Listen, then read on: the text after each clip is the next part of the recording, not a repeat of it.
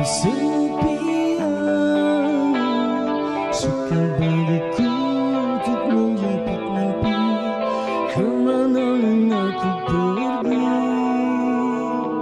Ku cari sendiri agar terhapus sepi. Sejak berkurung aku menjemputmu, haruskah ku menunggu?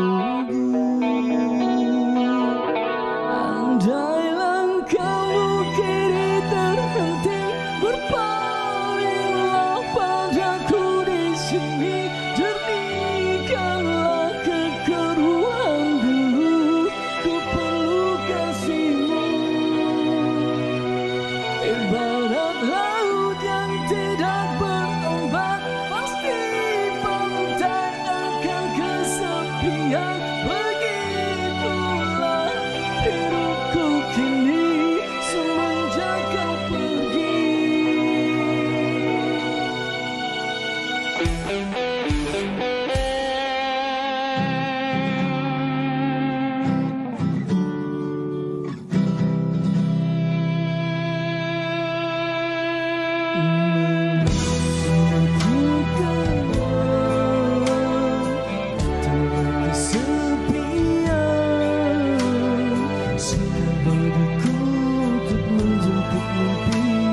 Kemana aku pergi, oh, ku bicara sendiri,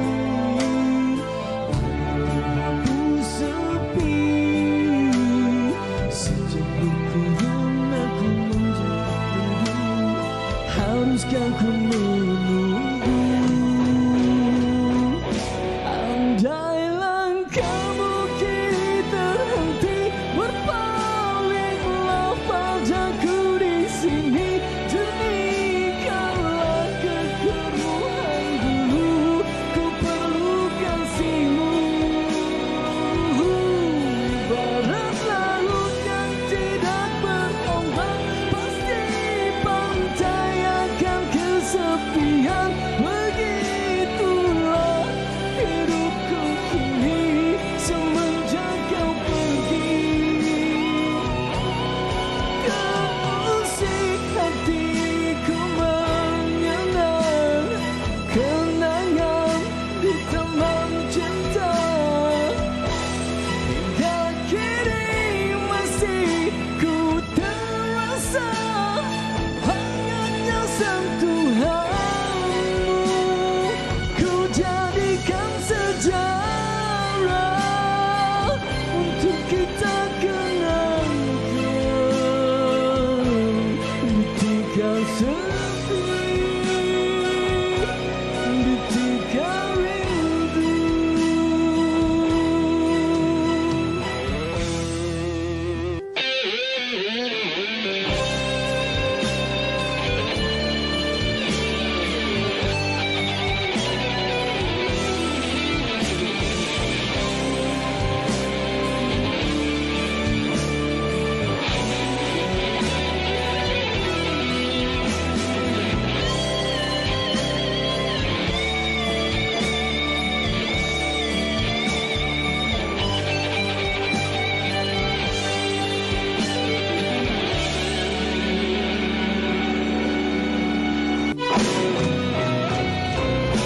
Andai langkahmu kini terhenti, berpalinglah padaku di sini.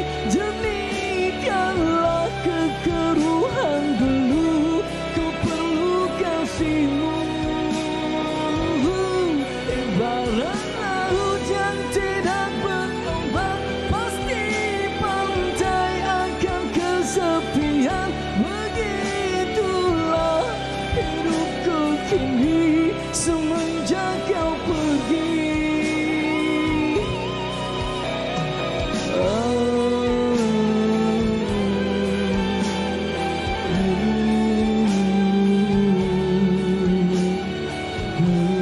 Ya, setelah 20 Jun ini Nostalgia menggamit jiwa. Ingat tak lagu ni? Masa tu saya dah janda ke tingkatan 1. 12 tahun tak ada, lebih dari itulah. Lebih ya? Saya tu lah muda macam tu. Tapi kita budak-budak kan bila dengar lagu kenangan apa tu di Taman Cinta ni, malam semakin gelap. Apa sama macam opera pula suara awak? Semakin tembam. Weh, tembam saja. Kita dah put on weight. Pulang weight dah. Lagu saja. Lagu saja. Tapi bila pagi tadi kita dengar macam, macam pasang kaset lah. Kan? Kaset Suara Abang Rashid masih sebiji keluar dia. Alhamdulillah. Jadi selamat pagi semua. Ya, kita mengambil nostalgia bersama dengan Faria On dan Naz Rahman. Macam-macam yang kita akan bawakan untuk anda pada pagi ini. Ya, itu antaranya yang kita akan bawakan kumpulan Teja. Ini pastinya akan menggamit kenangan kita.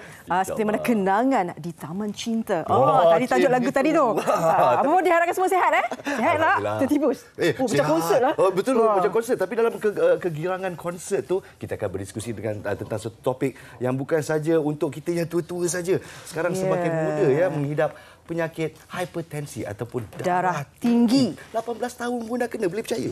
Boleh. Sebab sekarang ni zaman dah berubah, Nas. Betul. Kan dari segi faktor pemakanan kita, anak-anak kita dah banyak makanan segera. Betul. Jadi itu antara penambah rasa yang boleh membuatkan kita ni mendapat penyakit itu pada usia yang lebih awal. Sebenarnya akan kita diskusi pada hari ini, tapi sebelum itu kita ke apa yang sedang tular dan popular, Arab Saudi. Hari ini 1 Zulhijjah. Ya, 1 Zulhijjah hari ini. Jadi nampaknya dalam 8 hari ini kita menyambut Hari Raya Aidiladha, dan Arab Saudi juga telah mengumumkan hari wukuf kita pada 20 Jun Aidiladha. 27 Jun. 27 Jun. Jadi kepada anda semua, perkara ini dinyatakan oleh Ketua Rombongan Haji Malaysia Datuk Seri Said Saleh Said Abdul Rahman serta dilaporkan media tempatan termasuk Saudi Arabia Gazette yang menyemetik kenyataan Mahkamah Agung. Jadi memang confirm. Alhamdulillah. Alhamdulillah. Dan kita sama-sama mendoakan kerana difahamkan hampir 3 juta jemaah nanti akan berkumpul di Arafah, dan itu adalah orang kata itu peak lah tu untuk haji kan. Jadi kita harapkan semuanya dipermudahkan dengan cuaca dan sebagainya. Dan dikabarkan ini antara semalam kita tengok kan simbol 1 Zulhijjah. Benar. Menerjam bermandi cahaya selepas kerajaan Arab Saudi mengumumkan kedatangan Zulhijjah 1444 Hijrah yang menandakan wukuf semakin hampir. Dan mengikut sabda baginda Rasulullah SAW, 10 hari pertama Zulhijjah ini adalah paling afdal untuk kita beribadah, insya-Allah. Jadi kejarlah pahala anda, dan semoga jemaah haji kita semuanya selamat sentiasa dengan mabrur, dengan umrah, dengan haji yang mabrur, insya-Allah. Amin. Kita sama-sama doakan. Dan juga sedikit berita yang kita bawakan ini berkenaan dengan penyanyi yang popular pada tahun 1980-an ini, penyanyi veteran Rohana Jalil. Difahamkan kuman merebak ke seluruh badan, dikuatiri jantung berhenti bila-bila masa. Ya, saya. Penyakit yang dipanggil septisemia dan melibatkan kuman, jangkitan kuman di dalam darahnya, dan nampaknya organ-organ dalamnya akan terhenti satu demi satu. Jadi kita doakan yang terbaik, semoga dipermudahkan Allah SWT, dan mungkin ada mereka yang ingin memberikan mesej-mesej. Banyak yang memberikan respon yang sangat positif, mendoakan semoga ada kejayaan dari Allah SWT. Dan kita sama-sama berdoa moga ada keajaiban itu, insya-Allah. Insya-Allah. Untuk laporan cuaca kita pula hanya taburan hujan yang setempat di beberapa tempat, tapi di semenanjung Malaysia semuanya terang benderang. Alhamdulillah. Insya-Allah. Kita doakanlah juga cuaca ni pun kita takut juga bila tak menentu ni kan. Betul. Bila panas sangat, bila tiba-tiba ribut. Welcome to Malaysia. Welcome to Malaysia. Baik, kita tak nak buang masa. Kita nak berkenalan dengan, tadi kita dengar dah kenangan di Taman Cinta. Kumpulan Teja kan? Tapi kepada anda yang muda-muda di luar sana, siapa kumpulan Teja? Sejak bila mereka popular? Saksikan bingkisan kita.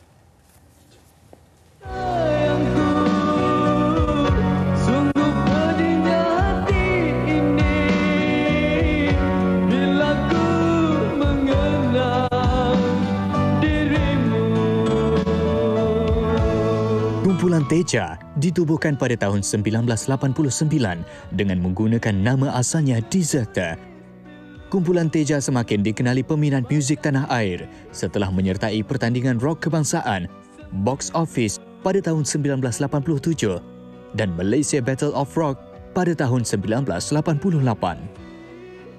Pada tahun 1990, mereka berjaya menghasilkan album pertama berjudul Teja dengan pembabitan penerbit album terkenal seperti Rahim Osman, Din Search, Kid dan Nasir Daud. Antara lagu hit termasuk Kenangan Semusim Cinta, Berlayar Dalam Perut Paus, Jelingan Manja dan Kau Yang Tak Mengerti.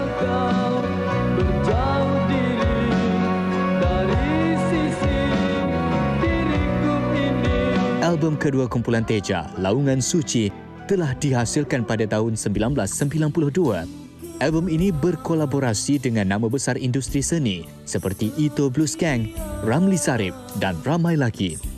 Album Laungan Suci menampilkan lagu seperti Salam Sayangku, Titian Usia, Aku dan Dia serta Kenangan di Taman Cinta.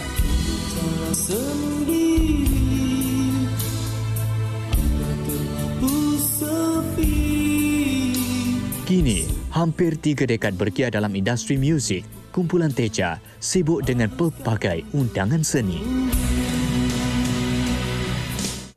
Baik, itu dia. Gambar-gambar tu Ranggi semuanya muda-muda. Sekarang Ranggi lagi lah. Masih Ranggi kan? Itu ya, respect tu kepada kumpulan Teja.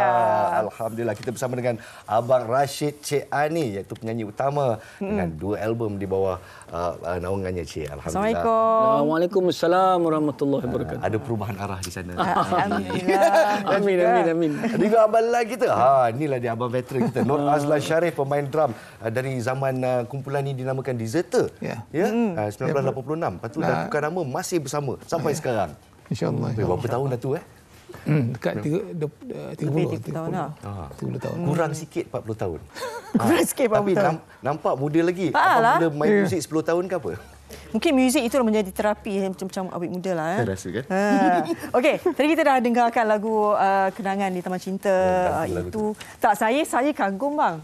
Bila abang menyanyi duduk. Alamak. Kalau nyanyi karaoke lagu rock tak boleh duduk bang.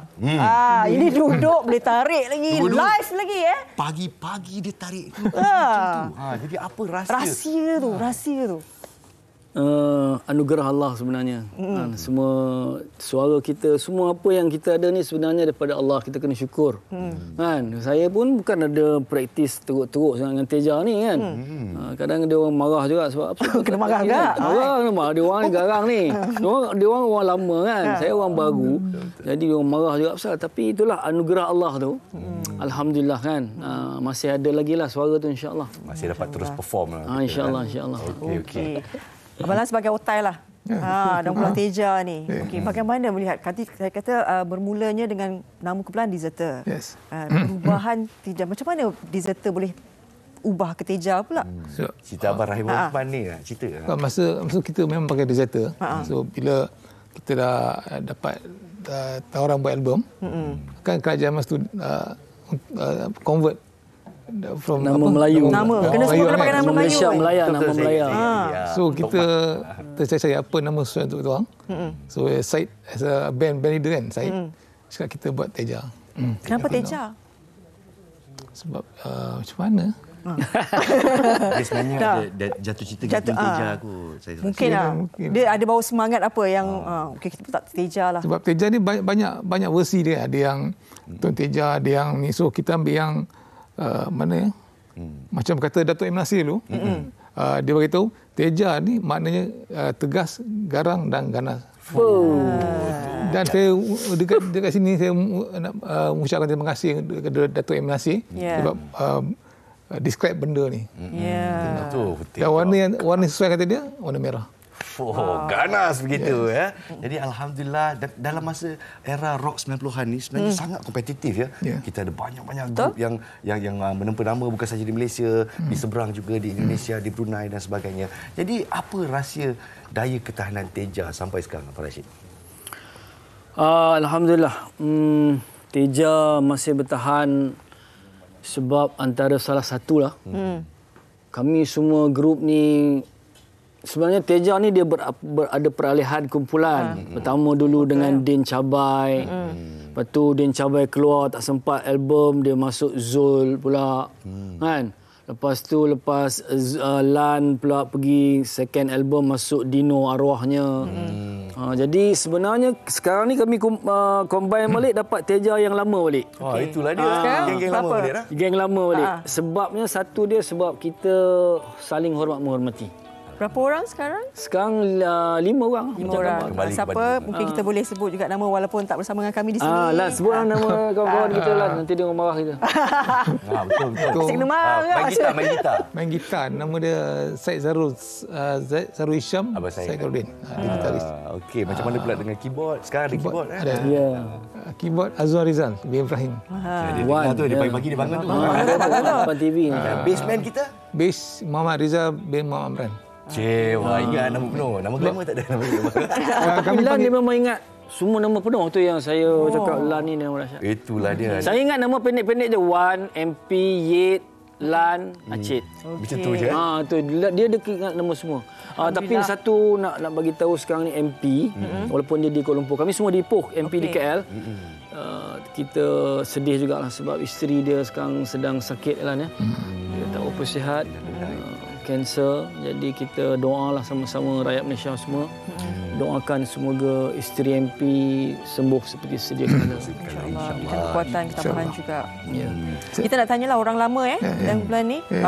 Apakah kenangan, nak mengimbau kenangan ni? Sebab dulu zaman rock ni, peminat diorang lain macam sikit. Gila, betul. So, apa kenangan yang memang kira masa tu kalian bila buat persembahan, dah habis persembahan je, mungkin ada bibit kenangan dengan peminat tu masa zaman tu? Kenangan. Ada satu kenangan kami buat show dekat Greek. Okey. Greek. Masa tu Rashid tak main kami lagi lah. Kami ada Hatta lu. Kat Greek, kat camp 303. Masa tu dia buat hari terbuka dia. So dia orang ajak kita main. Audience dia, saya ingat satu kampung tu. Wow. Memang saya tengok bila tengok stage audience memang gelap. Gelap ngau. Saya nak main takut. Tapi camp tu camp askar kan. So dia cakap kami ada. Main je. The best memory untuk saya itulah. Dia punya audience memang masya-Allah terbaik. Itu kat kampung. Saya punya best memory kat Singapura kita stage kat sana. Singapura ni kalau show siapa salah tim Malaysia ni macam star gila. Memang dahsyat. Bukan selalu datang turun. Kan? Kita main kat Pulau Sentosa masa tu. Tak silap saya MP kot. Baling sapu tangan dia masa tu dia lepas ni kan. Pakai sapu tangan berebut sapu tangan tu. Wow. Saya harap Abang MP masih wangi sampai sekarang. Itulah. Tu rasa macam betul real star kat Singapura. Saya dan juga mewakili Encik Fazli Fuad yang juga peminat besar. Encik Fazli mesti tengah tengok sekarang ni. Dan juga peminat-peminat yang sedang memberi mesej di laman Facebook dan sebagainya. Kalau nak tinggalkan pesanan boleh juga kita suarakan di sini. Call pun boleh jugalah. Banyak yang tanya ada nafas baru tak untuk kumpulan Teja ni? Masih 5 orang bersama. Lepas tu kalau kita tengok kat YouTube kan, lagu Kenangan di Taman Cinta ni, ada banyak orang posting lah sebab peminat kan. Bila saya kira balik hits YouTube dia, kalau collectively 3-4 video ni 6 juta follow. Masih ada peminat di luar sana yang karaoke. Okey, ini antara peminat kumpulan Teja. Naim, nak tanya, tak ada rancang ke rakam lagu yang bukan saya nafas barulah. Untuk nafas baru. Mengerti untuk nafas baru. Okey, sebenarnya Teja ni dah banyak dah lagu yang kita kumpulkan. Kan? Tapi rezeki tu mungkin belum ada kita nak rakam sebab masing-masing memang sibuk tengok sekarang 5 orang hadir tapi Syed dengan kerja dia Wan dengan Wan pun kerja sebagai musician dengan dia punya tu kan. Jadi yang dapat datang hadir 2 orang je. Jadi memang ada perancangan tu dan lagu-lagu pun dah ada dah sebenarnya. Cuma kita tengah yang kumpulkan bahan semua. Ini lagu barulah, bukan remix ke atau remake lagu lama macam Kenangan di Taman Cinta ni memang. Mungkin ada 1-2 lagu kita akan buat balik. Okey. Kita bagi ruang untuk bagi ucapan kepada peminat-peminat Teja. Rasyid. Okey, untuk pendengar dan peminat muzik seluruh Malaysia, Rashid sebagai penyanyi kumpulan Teja mengucapkan terima kasih banyaklah atas sokongan kan. Peminat-peminat yang masih setia mendengar kami, menanti kemunculan album kami yang baru insya-Allah Dan untuk semua rakyat Malaysia ni, 1 Zulhijjah ni macam kata Nas tadi, kena banyakkan ibadat kan. Puasa sangat special lah ni. Kita punya 1 Zulhijjah sampai 10 ni. Selamat beribadat lah semua. Alhamdulillah. Jadi itulah dia kumpulan Teja untuk tetapan anda semua. Adakah anda semua mengerti? Mengerti? Mereka akan kembali insya-Allah. Okey, kita jemput Abang Rashid ke tempat untuk nyanyikan lagu Kau Yang Tak Mengerti. Cerita pasal mengerti-mengerti kan? Silakan. Inilah dia lagu kumpulan Teja, Kau Yang Tak Mengerti. Terima kasih. Terima kasih kepada Malaysia. Silakan.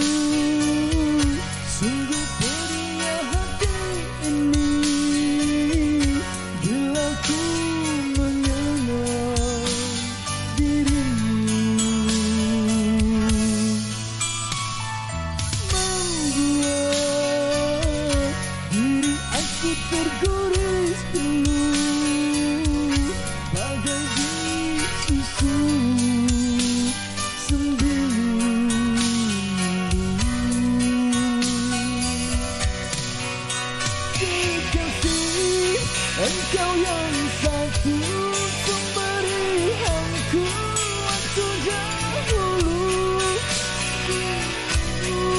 Amat ku perlu untuk mengisi kamar hatiku. Masihkah kau berjauh diri dari sisi diriku ini? Kau pergi, bukan ku benci. Kau yang tak mengerti, membuat ku cari-cari. Jangan marah, ku pun tak pasti. Dirimu tetap ku nanti, andai kau kembali.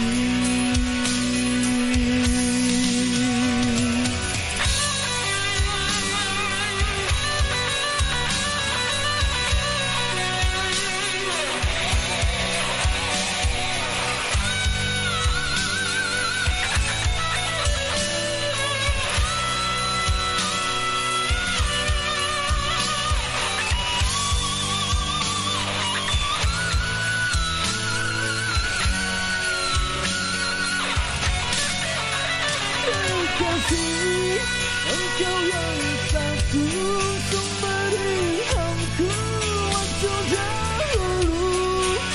Dirimu amat ku perlu untuk mengisi kamar hatiku. Masihkah kau berjauh diri dari sisi diriku ini? Bukan ku benci, kau yang tak mengerti, membuat ku cari-cari. Jangan manakah ku pun tak pasti. Dirimu tetap ku nanti, andai kau kembali.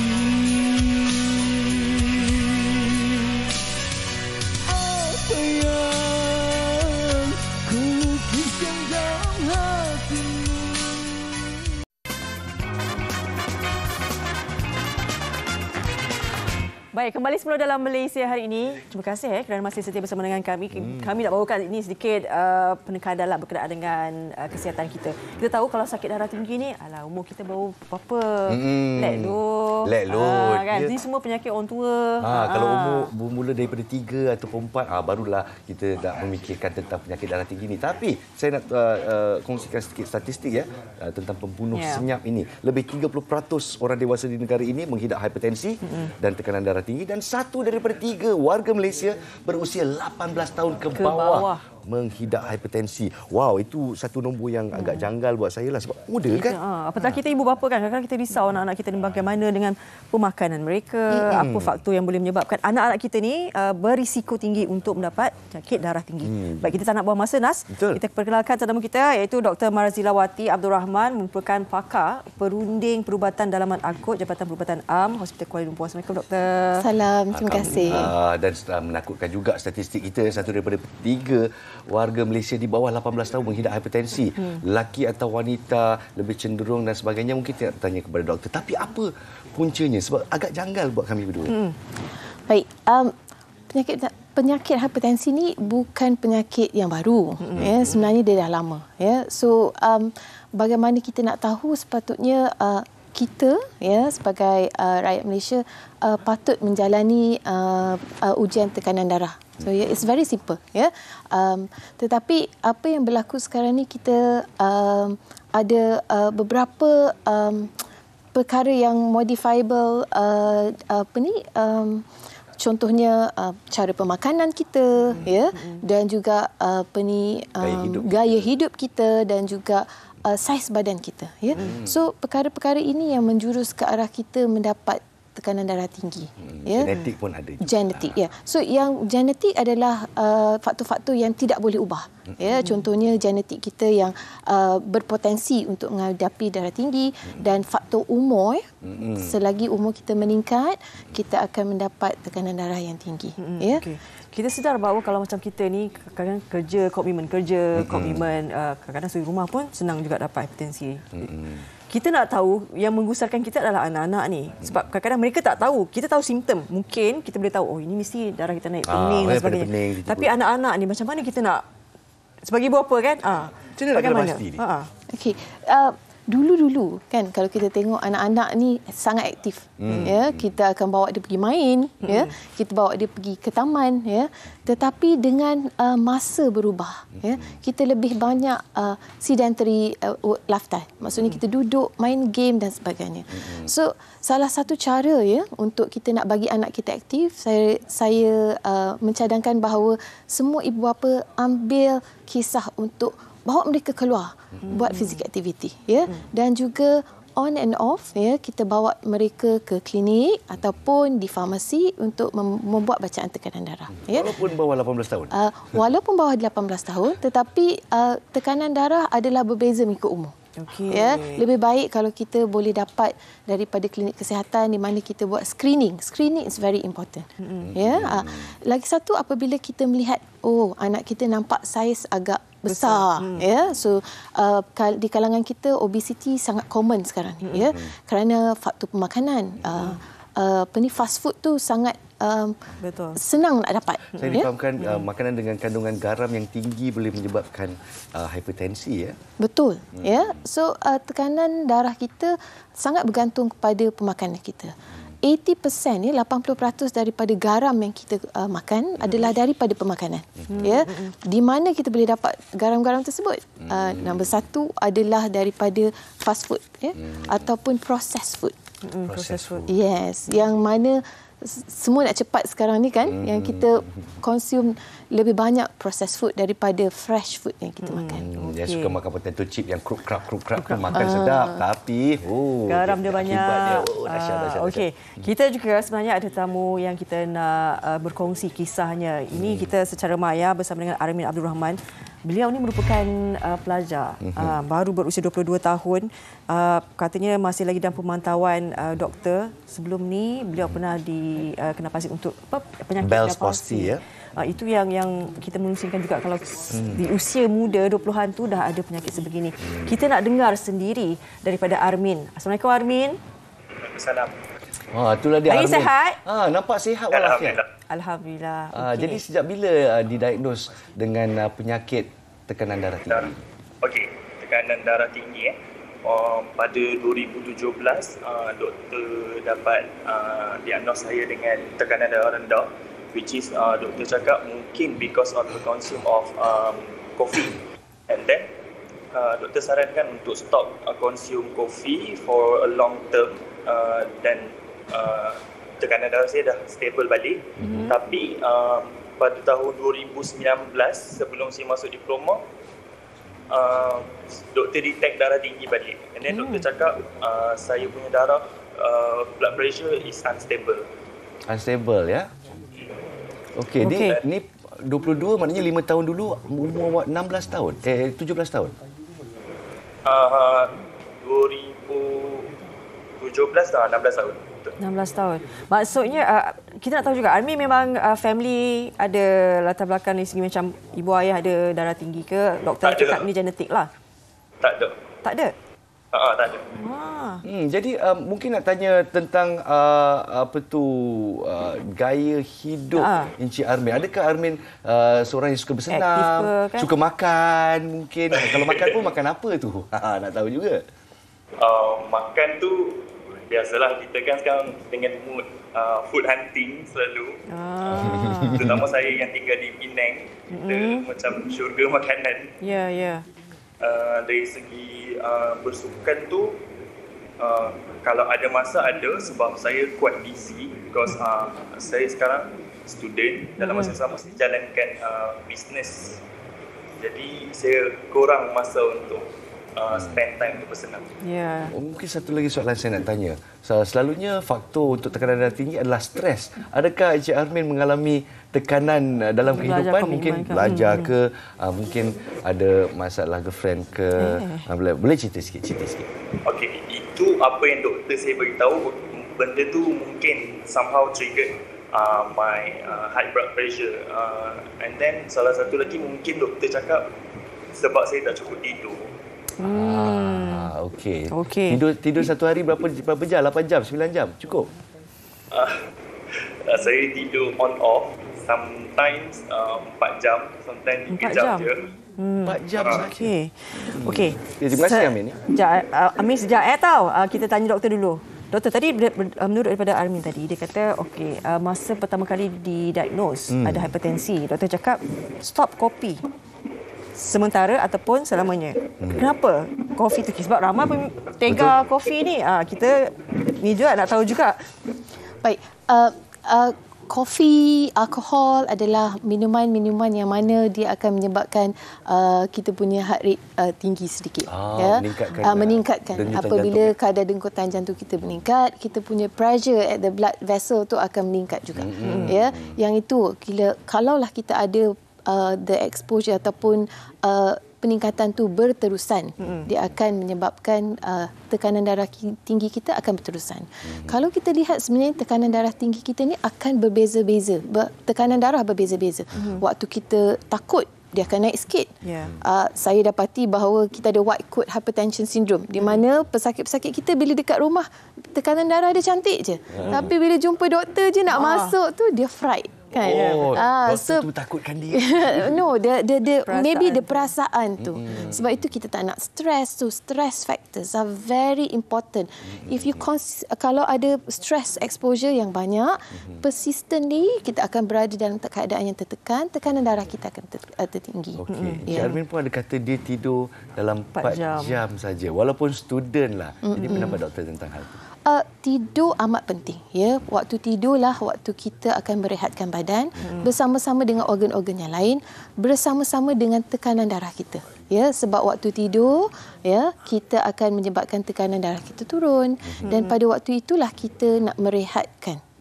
So tidur yang berkualiti yang sangat important. Tahap-tahap tidur tu ada, kita ada REM sleep, deep sleep, di mana yang itu akan menyebabkan kita betul-betul akan relax.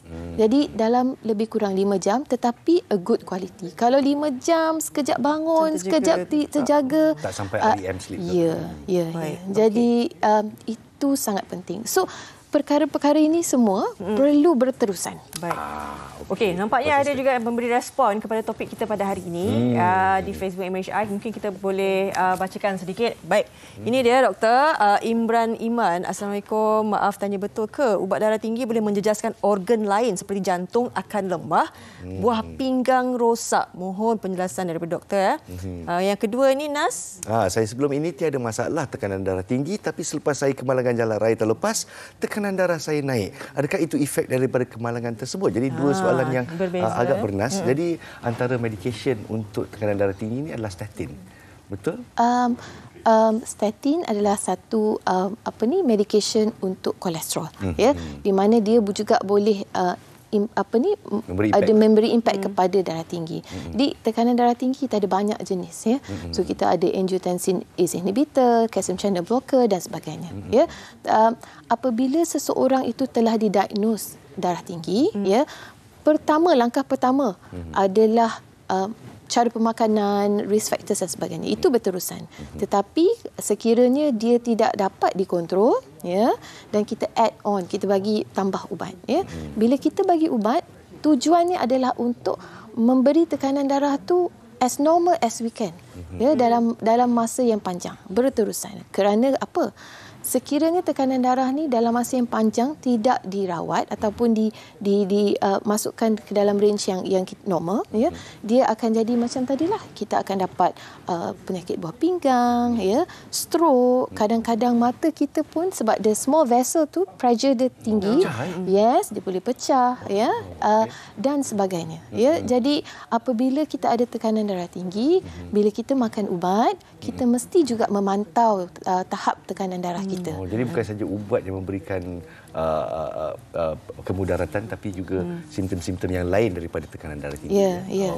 Itu soalan yang pertama. Yang soalan kedua tu dia kata sebelumnya bila kena kemalangan baru kemalangan.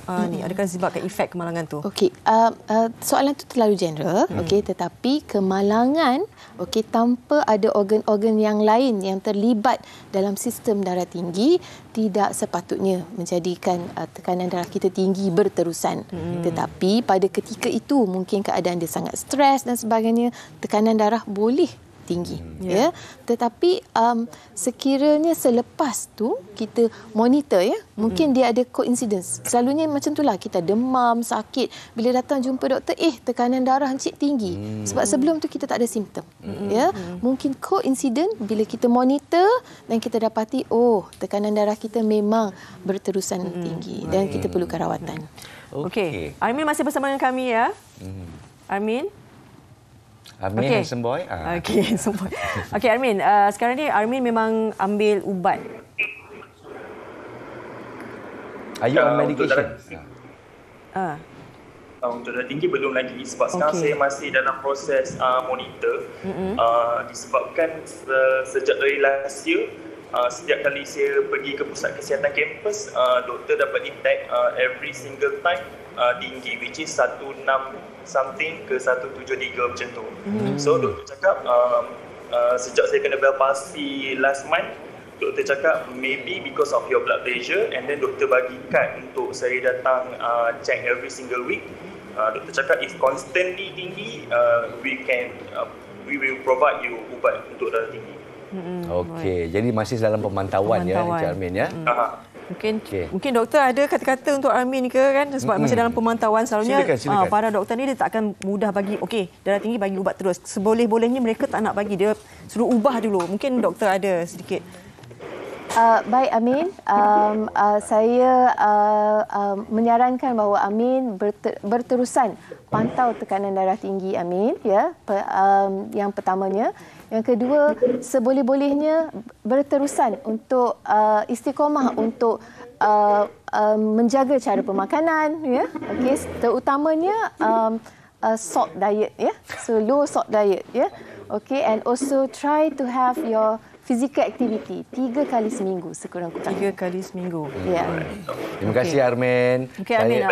Saya dengan Fariha sebagai orang yang pernah muda suatu ketika dulu, kita mendoakan kesihatan anda. Semoga anda terus jaga pemakanan dan tidur cukup-cukup. Okey, jangan stres, okey? Mungkin kata-kata terakhir daripada doktor pula. Kata-kata terakhir daripada saya berharap semua rakyat Malaysia, ya, kita jaga kita jaga diri kita, ya. Watch out our pemakanan, ya. Physical activity and always pantau tekanan darah kita supaya sebelum terlambat kita dapat detect dan sebelum terlambat kita dapat rawat. Alhamdulillah. Sebab sebaiknya kalau boleh kita buat saranan lah juga, setiap rumah tu ada alat Ya, betul. cek tekanan darah tu. Alat cek kan? tekanan darah Yes. tinggi taklah mahal sangat sebenarnya, tapi investment kata untuk menjaga kesihatan kita. Sekali lagi terima kasih kita ucapkan kepada Dr. Marzilawati Abdul Rahman, pakar perunding perubatan dalaman akut Jabatan Perubatan Am Hospital Kuala Lumpur. Juga bersama dengan adik Armin Abdul Rahman, kita doakan yang baik-baik saja daripada pasukan MHI ya. Terima kasih Armin. Kita akan berehat seketika kembalinya nanti kita bawakan ini. Ini antara hadiah utama setiap wartawan ini memang mendambakan kebanggaan anugerah ini. Ya. Kebanggaan. Ini baru-baru ini berlangsung hadiah kewartawanan Malaysia MPI Petronas 2022. Kita nak bersama dengan pemenang hadiah utama ini. Semuanya selepas ini di MHI. Jangan ke mana-mana.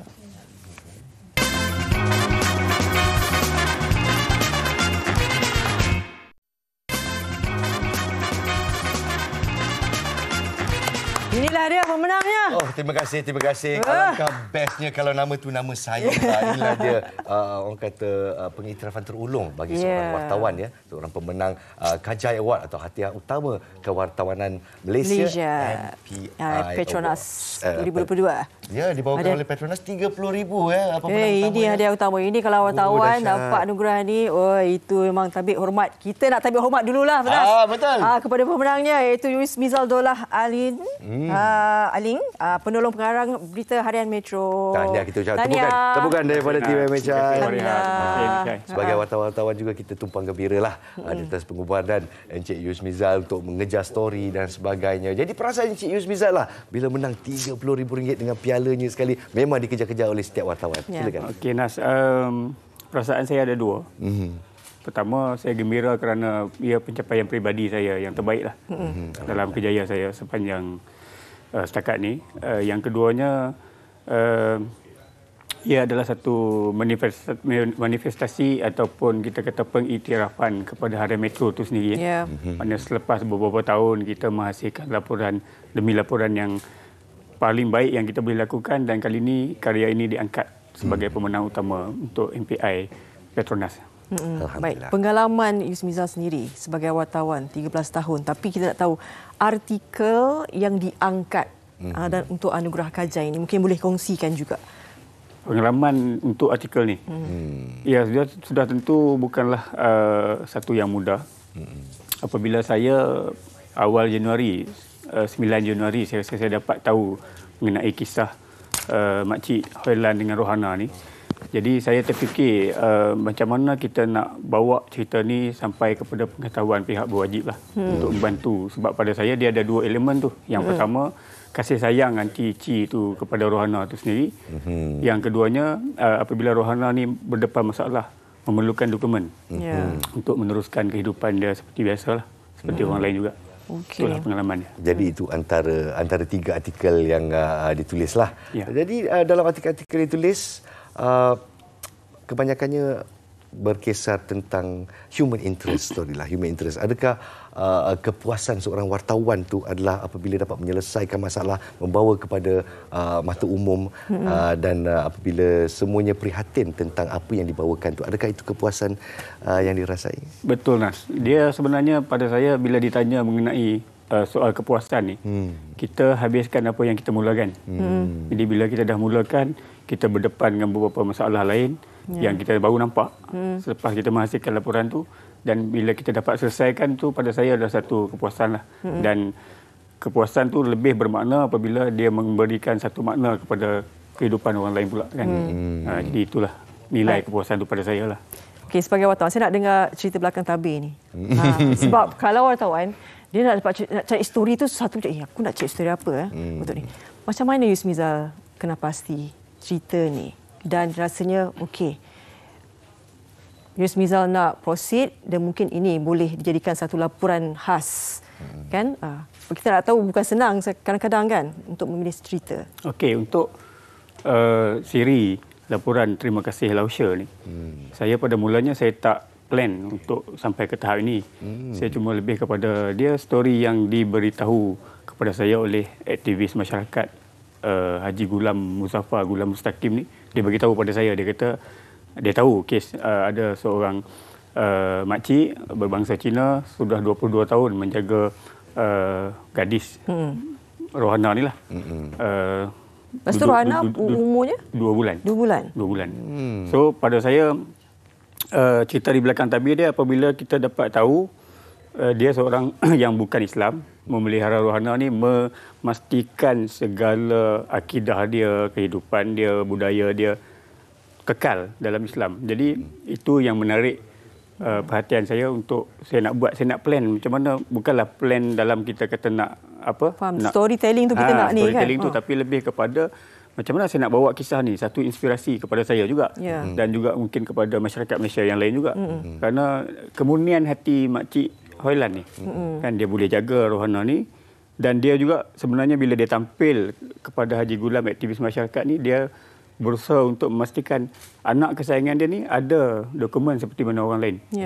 Sebab dia merasakan dia sudah lanjut usia, satu hari Rohana ni akan hidup sendiri, perlukan dokumen, perlukan pekerjaan dan mungkin mendirikan rumah tangga dan bekerja seperti orang lain lah. Dapat menyerlahkan rasa kasih sayang dan cinta seorang ibu tu serlah dalam penulisan Encik Yusnizal. Jadi dalam menghasilkan karya ini kan, kebanyakan mungkin wartawan muda di luar sana yang terinspirasi dengan pencapaian pastinya. Pasti kan? Terinspirasi. Jadi lausher lah lepas ni. Dah boleh jadi lausher. Mungkin pesanan untuk penulis-penulis muda di sana, sebab kita tahu, kita baca sekali artikel dalam tu, wah, sentuh hati kita. Tapi dia tak tahu berapa lama kita dah reki, kita dah plan dan kita research topik ni. Mungkin ceritakan sikit kepada anak. Okey, dia sejak saya dapat tu, maknanya saya mula pada 9 Januari. Kemudian saya boleh katakan setiap hari saya di rumah lausher tu. Sebab kita pun nak mengetahui perkembangan daripada hasil laporan saya tu kan. Jadi bila story tu dah keluar, saya tak menyangka dapat sambutan, simpati dan respon daripada masyarakat lah tu, terutama netizen yang minta kita sudahkan cerita tu untuk bantu. Jadi kalau nak ceritakan mungkin saya boleh kongsi kepada mungkin rakan-rakan wartawan yang lain adalah macam mana kita berperanan kat situ. Peranan kita kat situ tu yang penting. Kan, sebagai bukan saja orang yang nak buat story, tapi bagaimana story tu boleh memberi sesuatu kepada orang lain dan story tu boleh merubah kehidupan orang lain. Betul. Pada saya itu adalah satu mungkin kata kunci yang saya pegang. Bila kita berniat sesuatu dengan baik, maka kita kena buat sesuatu in order sampai selesai. Sampai selesai. Itulah dia, hati yang cekal dan murni wartawan kita Encik Yusnizal. Tahniah kita ucapkan pengarang Berita Harian Metro. Alhamdulillah. Diharapkan ini ini permulaan lah. Mungkin banyak lagi nanti kita nantikan daripada Yusnizal sendiri, sebab sebagai seorang wartawan sebenarnya peranan penting sebagai wartawan ini, itulah dia menjadi orang tengah. Dan mendapat, bila apa yang kita buat tu dapat respon daripada masyarakat, itu sebenarnya kita telah membantu masyarakat kita. Rasanya berbaloi begitu ya. Tahniah juga sekali lagi Yusnizal. Sikit pun jadilah saya dapat pegang silakan. Terima kasih Encik Yusnizal. Okey, kita berehat seketika sambil saya memegang piala ini dan kita akan kembali selepas ini bersama dengan Fariha. Jangan ke mana-mana. Kacak apa?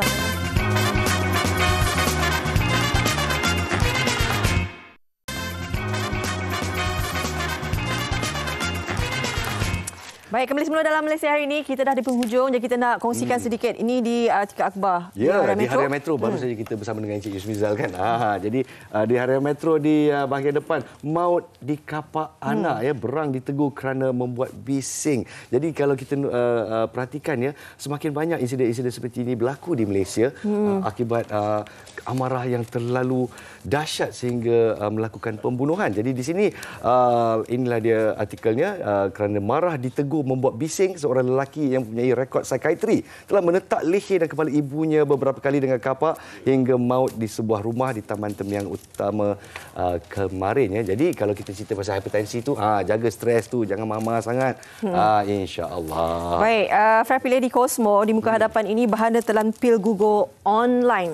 Ya, ini dikabarkan salah seorang daripada mereka ini, gadis ni, dia cerita macam mana pengalaman dia beli ubat nak gugurkan janin ni di online dan dia kena tumpah darah. Jadi inilah dia. Ini dua-dua macam masalah Kita pun jadi macam pening Jangan pening, jangan hipertensi, jangan. Jadi kita akan berehat seketika di sini dan kita akan kembali esok di Malaysia hari ini dengan topik istimewa lawak dan masyarakat. Kalau kita melawak ni, terutamanya kita refer kepada satu insiden seorang pelawak asing telah membuat lawak yang terlalu kurang ajar tentang MH370 dan sampai mana batas melawak itu sampai menjadi kurang ajar. Itu semua kita kita akan kongsikan esok. Baik, terima kasih. Jaga diri, jaga kesihatan. Kalau boleh, jangan marah-marah abang. Betul, jangan marah. Cukup tidur, makan abang nak RM1,000 bang. Jangan marah abang. Jangan Jangan. Okay, so esok. Bye.